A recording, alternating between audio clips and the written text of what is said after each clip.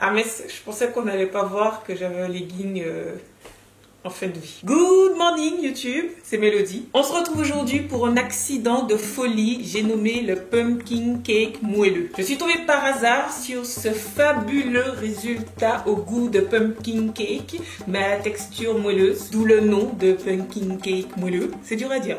Pumpkin cake. Et j'étais obligée de partager ça avec vous. D'ailleurs, merci beaucoup pour vos retours sur le cobbler aux pommes, la dernière recette cocooning. Je vous mets le lien juste là pour ceux qui ont raté. Comment avez-vous pu? Entre-temps, j'ai également partagé ce magnifique poire d'avoine sans sucre ajouté avec vous sur Instagram. Et si vous ne me suivez pas sur Instagram, what you doing? Seriously. Si vous êtes à jour, on commence avec la première étape qui est la purée de potimarron. C'est vraiment un indispensable de l'automne. La courge, c'est l'automne. L'automne, c'est la courge. Et c'est hyper facile à faire à la maison en fait. Il suffit juste de cuire le potimarron au four à 180 après l'avoir bien lavé évidemment et piquer avec un couteau. Suivant la taille, vous verrez en piquant la chair que ça prend entre 40 minutes et 1 heure à peu près pour cuire. Et ensuite, il n'y a plus qu'à retirer les graines et à tout mixer, même la peau. Vous pouvez ensuite utiliser cette purée pour faire des veloutés, pour épaissir des sauces, pour tout quoi. En ce moment, moi je suis à fond dans le pumpkin spice latte. Tous les jours.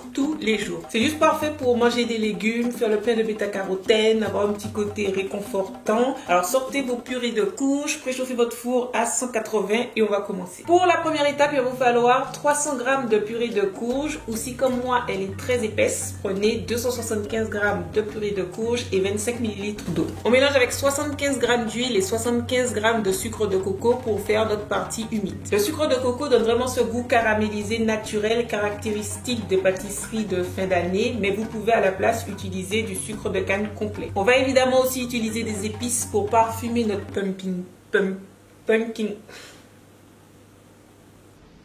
Vous pouvez mettre ce que vous voulez, je trouve que c'est pas mal de mettre une cuillère à café de 4 épices, une cuillère à café de cannelle, un petit peu de vanille, une pincée de sel. Il ne nous reste plus qu'à mettre notre partie sèche qui est composée de 25 g d'amandes en poudre, c'est facultatif, 225 g de farine demi-complète et une grosse cuillère à soupe de levure chimique ou poudre à lever. Pour la farine, vous pouvez mettre de la farine blanche ou demi-complète, de blé ou de grand épeautre. J'ai pas encore perfectionné de version sans gluten, mais si c'est le cas, je vous la mettrai sur Instagram de Mélodie. Si vous ne me suivez pas sur Instagram,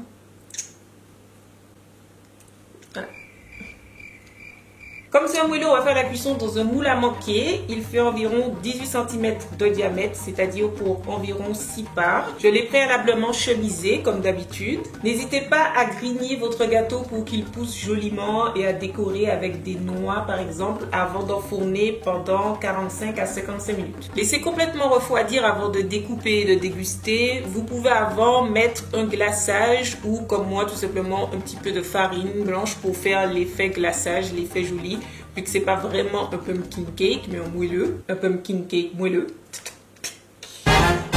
Les blagues, ça fuse là. Vous verrez, avec si peu d'ingrédients, vous retrouverez le goût du potimarron, mais très doux, équilibré avec le sucre caramélisé et les épices. Regardez cette belle couleur et cette texture, les gens. Ce moelleux. Dites-moi dans les commentaires si vous allez essayer, si vous avez essayé, ou sur Instagram, comme d'habitude. Et si vous avez essayé les dernières recettes aussi, je suis hyper curieuse d'avoir vos retours sur ce que vous en pensez. Vous avez vu, j'essaye un petit peu de m'améliorer dans le montage, etc., etc. Je fais des efforts. Not easy.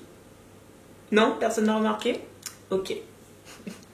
Nice. Merci beaucoup d'avoir regardé la vidéo. Merci beaucoup d'être là. Un grand merci pour vos likes, vos partages, vos commentaires, vos retours, vos achats de mon livre et de mes e-books. Ça fait très plaisir et ça m'aide beaucoup.